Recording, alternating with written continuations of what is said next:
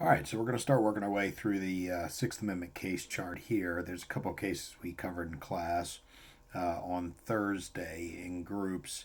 That was Powell versus Alabama and Norris versus Alabama, Gideon versus Wainwright, and then, of course, DeWolfe versus Richmond, which is a local case, a Maryland case from 2013. So, Powell and Norris already. We've covered that ad nauseum. Those are the two Scottsboro Boys cases that rose to the Supreme Court. Now, Powell and Norris were the named cases. Obviously, all of the Scottsboro Boys, their cases went together at the same time to the Supreme Court. So it could easily be known as Patterson versus Alabama or Weems versus Alabama. Let's start with Powell. It's ultimately decided in 1932 by the Supreme Court. You know the story. You have 9 young black men who are on a train. They are accused, charged, and convicted of raping 2 white women. The Powell versus Alabama case has to do with assistance of counsel. Okay, and they get an attorney who essentially, he's a real estate attorney from another state, has very little time to talk to them, pretty much encourages them to plead guilty, and they kind of just get railroaded into a conviction. And the question before the court is whether that violates the due process clause of the 14th Amendment.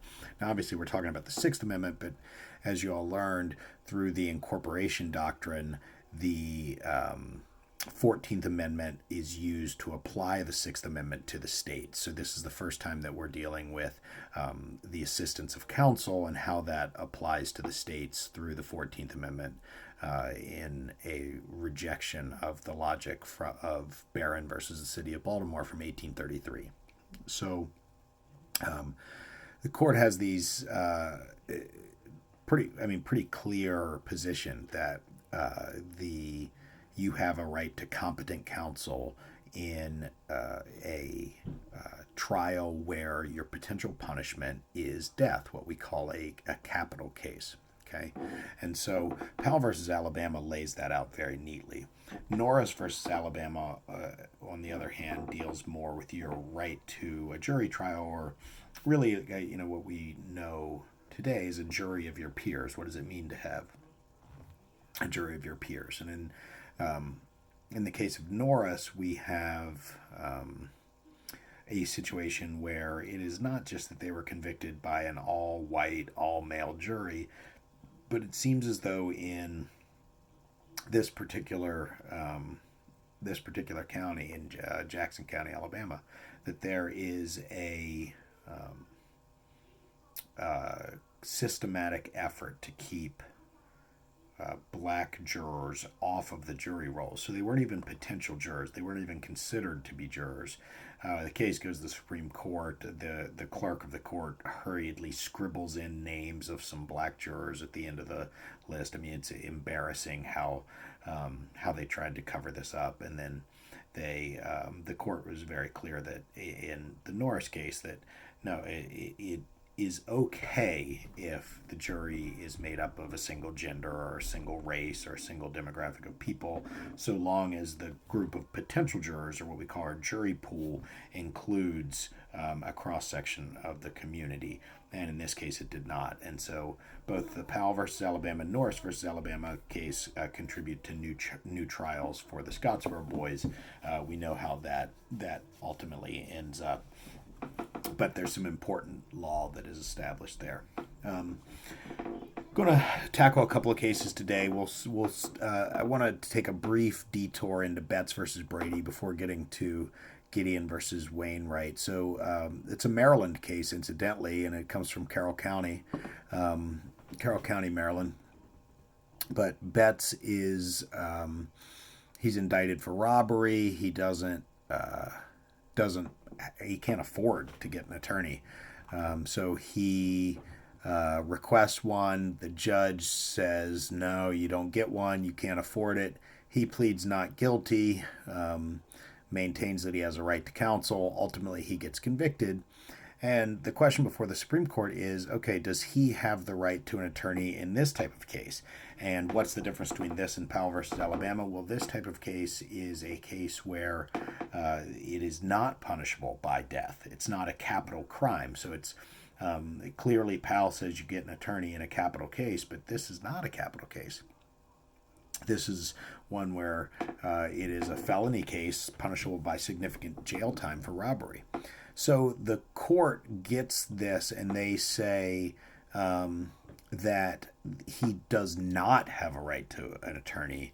That only Powell only extended that to capital cases. In this case, he does not have a right to an attorney, or rather, he does, but he has to pay for it himself. The government's not going to pay for it. So that's Betts versus Brady. This ultimately gets overturned and so it's not good law. It's one that on your case chart, even though I've included it because it's an important stop in our development of this right to an attorney, once you kind of scribble everything down on those boxes, you're going to want to put a big X through that because it's no longer good law. It gets overturned by Gideon versus Wainwright. We know the case. Guy represents himself. He writes his own petition to the Supreme Court on paper. I'll post that on in the file for you. And then he ends up winning. He ends up prevailing, and the court determines that in felony cases, you have a right to counsel, and if you can't afford one should be appointed to you. So if you're charged with a felony, you have a right to have the government provide an attorney for you, and that is. That's the same case that was decided differently in Betts 20 years prior. So Gideon versus Wainwright overturns the Betts decision and provides a right to counsel in those felony cases at the state level. Okay. We also talked about DeWolfe versus Richmond, and DeWolfe versus Richmond is a Maryland-specific case. This hasn't been incorporated to the states yet by the Supreme Court. I imagine it will at some point, but this says that you have a right to an attorney at your bail review hearing, and the logic behind this is if you were to be at a bail review hearing where your liberty is at stake. If you kind of lose at your bail review hearing, or if you're denied bail, you end up going to jail. So your freedom is at stake there, and because your freedom is at stake, you should be appointed an attorney. The state of Maryland has worked very hard to develop what they call an appointed attorneys program, where attorneys essentially volunteer to work overnight for about, I believe it's $50 an hour is the rate, which is a lot of money, but kind of a small amount of money considering what attorneys often make. And attorneys are available at bail review hearings because the state couldn't afford to employ a 24-hour public defender service, but they came up with this other solution where attorneys are allowed to, private attorneys are kind of allowed to sign up and volunteer, and then they're available at the commissioner's hearings in case somebody would request it or somebody would need it. Okay, so we're going to tackle a few more of these moving forward, but you can go ahead and add to your case charts Powell, Gideon, and Betts. I think those are the three primary ones that we tackled today.